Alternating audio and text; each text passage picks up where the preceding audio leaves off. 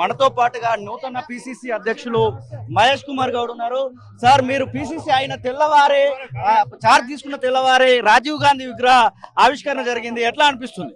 చాలా అదృష్టంగా భావిస్తా ఉన్నాను. రాజీవ్ గాంధీ గారితో సన్నిహిత సంబంధం వ్యక్తిగా, ఆనాడు ఆయన స్ఫూర్తితో రాజకీయాలకు వచ్చిన వ్యక్తిగా ఆయన విగ్రహావిష్కరణ కార్యక్రమం పాల్గొనడం అన్నది చాలా అదృష్టమైన విషయం. దేశానికి దశ దిశ శస్త్ర సాంకేతిక నైపుణ్యం అందించిన మహనీయుడు. అలాంటి మహనీయుడు విగ్రహం ఇక్కడ చిరస్థాయిగా ఉండాలి.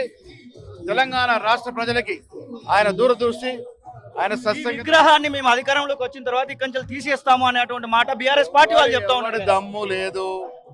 బీఆర్ఎస్ పార్టీ అధికారంలోకి వచ్చే సమస్య లేదు. రాజీవ్ గాంధీ తెలంగాణ గుండెల్లో, తెలంగాణ ప్రజల గుండెల్లో చిరస్థాయిగా మిగిలిపోతారు. ఇదే పిసిసి అధ్యక్షులు చెప్తున్న మాటలు. మనతో పాటుగా పొన్నం ప్రభాకర్ గారు ఉన్నారు. రాజీవ్ గాంధీ విగ్రహానికి సంబంధించినటువంటి విషయంలో మొత్తానికి ఒక కీలకమైనటువంటి ఘట్టంగా కాంగ్రెస్ పార్టీ అయితే భావిస్తుంది. మీరేమనుకుంటున్నారు ఈ యొక్క విగ్రహావిష్కరణ గురించి? ఈ దేశం కోసం ప్రాణాలు అర్పించిన నాయకుడు, ఆయన గురించి ఎవరు మాట్లాడే పొరపాటు అయితే వాళ్ళకి బుద్ధి తెలుసుకోవాలని కోరుతా ఉన్నా. అసలైన తొలి వెలుగు. ఫాలో వాట్సాప్ @తొలి వెలుగు అఫీషియల్.